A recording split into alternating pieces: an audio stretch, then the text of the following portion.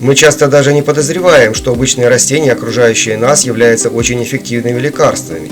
Например, известный всем одуванчик повсеместно радует взгляд своими яркими цветками. В зависимости от места произрастания растение цветет с апреля по июнь и считается у нас сорняком. Однако с давних времен одуванчики употребляют в пищу. В традиционной китайской медицине их используют более 2000 лет.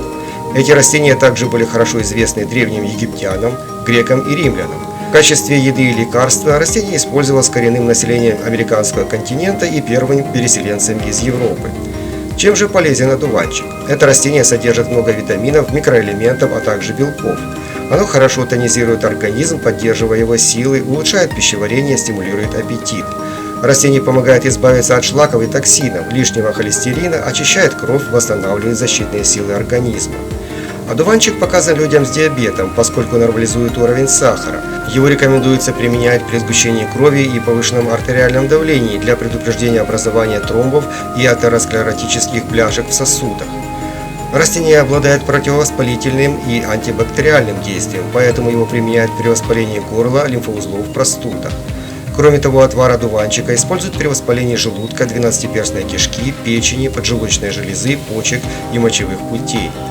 Его можно применять не только в лечебных, но и в профилактических целях, в том числе для профилактики онкологических заболеваний.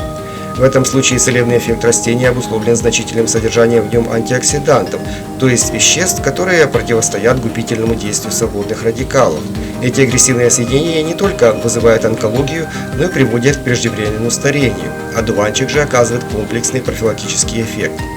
Врачи-офтальмологи рекомендуют употреблять одуванчик для уменьшения риска развития катаракты и предотвращения ухудшения зрения, связанного с возрастными изменениями. Не случайно применять одуванчик часто советуют пожилым людям для укрепления их жизненных сил. Одуванчик также оказывает благотворное действие на нервную систему, поэтому рекомендуется при интенсивных умственных нагрузках, стрессах и недосыпании. Он улучшает настроение, возвращает бодрость, повышает работоспособность. Растение также устраняет проблемы с кожей. Например, маска из свежих листьев одуванчика питает, увлажняет и омолаживает кожу, а настой цветков отбеливает веснушки и пигментные пятна. Диапазон лекарственных свойств одуванчика настолько широк, что его можно смело назвать одним из самых универсальных в мире природных целителей. Зелень одуванчика можно есть как в сыром, так и в приготовленном виде. Она является источником многих витаминов, в том числе витаминов группы В, а также калия, железа, кальция и магния. По содержанию фосфора листья одуванчиков превосходят даже зелень листовых овощей. Молодые весенние листья одуванчиков до начала цветения концентрируют в себе максимум полезных веществ. Позже эти вещества поступают в цветки. Однако в этом растении все части целебны, в том числе стебли и корни. Так что, собирая одуванчики, ничего не выбрасывайте. Ведь кроме зелени, которую добавляют в пищу, из одуванчика можно приготовить очень многое – мед, вино, варенье, чай и даже кофе. Корень одуванчика осенью накапливает до 40% инулина, который улучшает пищеварение и понижает артериальное давление. Поэтому отвар сушеного корня применяют для усиления секреции пищеварительных желез. Настойка корня одуванчика возбуждает аппетит, обладает кровоочистительными свойствами. Молодые листочки одуванчика практически лишены горечи, поэтому часто используются для приготовления салатов и супов. Зрелые листья перед употреблением вымачивают в подсоленной воде, чтобы убрать горечь. Если такой салат есть 2 раза в неделю, то можно насытить организм массой витаминов, необходимых нам после долгой зимы. Чтобы приготовить салат из одуванчиков, свежие листики промывают, нарезают, приправляют маслом, солью и уксусом. Если вам не нравится горчинка, которую дает одуванчик, можно добавить в такой салат свежую капусту. Чай из одуванчиков является отличным противоаллергическим средством. Он стимулирует мочеиспускание, помогая организму очиститься от токсинов, накопленных в печени и почках. Кроме того, одуванчиковый чай используется в качестве слабительного и желчегонного средства. Минимальный курс приема такого чая составляет 7 дней. Чай из одуванчиков хорошо устраняет воспалительные процессы десен, миндалин и желудка, которые служат причиной неприятного запаха изо рта.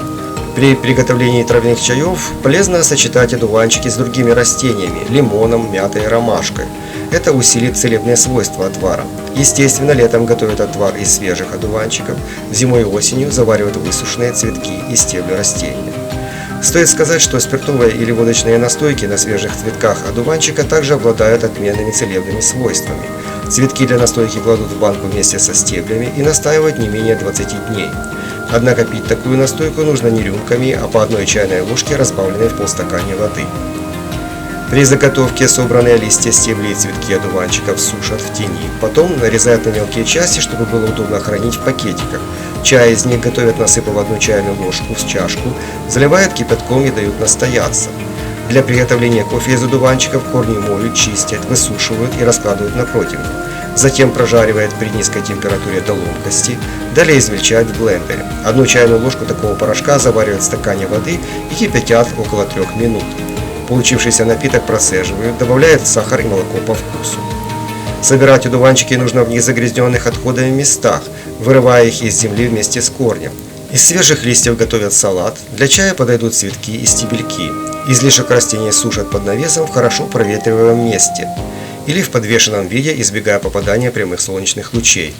Замораживать одуванчики не рекомендуется, поскольку при этом теряются их полезные свойства. Итак, отличные целебные средства часто находятся у нас под ногами. Пользуйтесь ими и будьте здоровы!